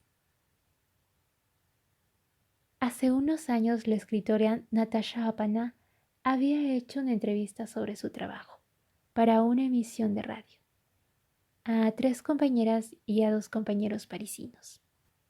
Los hombres, explica, la habían citado uno en la plaza que hay delante del Sacré-Cœur y el otro en un café de Belleville. Las mujeres la habían recibido en su casa, decía, mientras hablábamos de sus libros, de cómo surgían, de los rituales, de la disciplina. Una de ellas terminó de fregar los platos y me hizo un té. Otra ordenó los juguetes que había tirados por el salón, siempre pendiente de la hora de la salida del colegio. Esta última me confió que se levantaba todos los días a las 5 de la mañana para poder escribir. Entonces Natasha no tenía hijos y gozaba de una libertad total. Cuando se convirtió en madre, experimentó a su vez esa parcelación del tiempo. La gimnasia mental entre gestionar la súbita cancelación de la canguro y el nudo que bloquea una novela en la página 22. Pasé meses buscando ese antiguo yo que estaba más concentrado, que era más eficiente, confiesa. Cuando charlando con un escritor que tiene 3 hijos y que viaja mucho, le pregunta cómo lo hace, él le responde que tiene mucha suerte. Ella comenta, mucha suerte es, creo, una forma moderna de decir, tengo una esposa formidable. Y echa cuentas. Flannery O'Connor, Virginia Woolf, Catherine Mansfield, Simone de Beauvoir, sin hijos. Toni Morrison, 2 hijos. Publicó su primera novela con 39 años. Penelope Fitzgerald, 3 hijos. Publicó su primera novela con 60 años. Saul Bellow, varios hijos, varias novelas. John Updike, varios hijos, varias novelas. Fin de la cita. No precisaba si las personas con las que había hablado pertenecían o no a la pequeña minoría de escritores que viven de su pluma. Ahora bien, realizarse es evidentemente aún más difícil cuando se trata de una actividad que se añade al trabajo remunerado, en lugar de confundirse con él. Ciertamente la experiencia de la maternidad puede también estimular la creatividad, pero una vez más es preciso lograr las condiciones materiales que permitan que la obra vea la luz, lo que no está al alcance de todas. Existen fuertes disparidades en términos de profesión, disposiciones familiares, recursos financieros, salud y energía. En sus escritos autobiográficos, Erika Jong, que tuvo una hija a los 36 años y a quien le encantó ser madre, se burla de lo que ella llama la alternativa de las mujeres con pretensiones literarias, o el bebé o el libro. Alternativa en la que ella también había creído mucho tiempo, pero seguramente es más fácil burlarse cuando eres una autora de superventas que cuando luchas por ejercer el talento en los resquicios que te deja un trabajo de subsistencia. No estaría donde estoy hoy a nivel literario si fuera heterosexual, declaraba en 1997 la novelista británica Jeanette Winterson. ¿Por qué? Y esto me ha valido ya anterior bastantes problemas, pero en fin, enfrentémonos de nuevo a ellos. Porque no se me ocurre ni un solo modelo literario femenino que haya realizado el trabajo que deseaba al tiempo que llevaba una vida heterosexual corriente y teniendo hijos. ¿Dónde está? Fin de la cita. Explicaba que siendo más joven había tenido algunas aventuras con hombres, que siempre había evitado prolongar, entre comillas, instintivamente, a fin de proteger su vocación. Decía, la cuestión de saber cómo van a vivir las mujeres con los hombres y crear a los hijos y realizar el trabajo que ellas quieren realizar no se ha abordado en modo alguno con honestidad. Fin de la cita. No obstante, algunas mujeres, vivan o no con hombres, se sientan o no llamadas por una vocación, encuentran otro modo de evitar ser engullidas por el papel de la devota sirvienta. No tener hijos. Darse vida a sí mismas más que transmitirla. Inventar una identidad femenina que prescinda de la maternidad.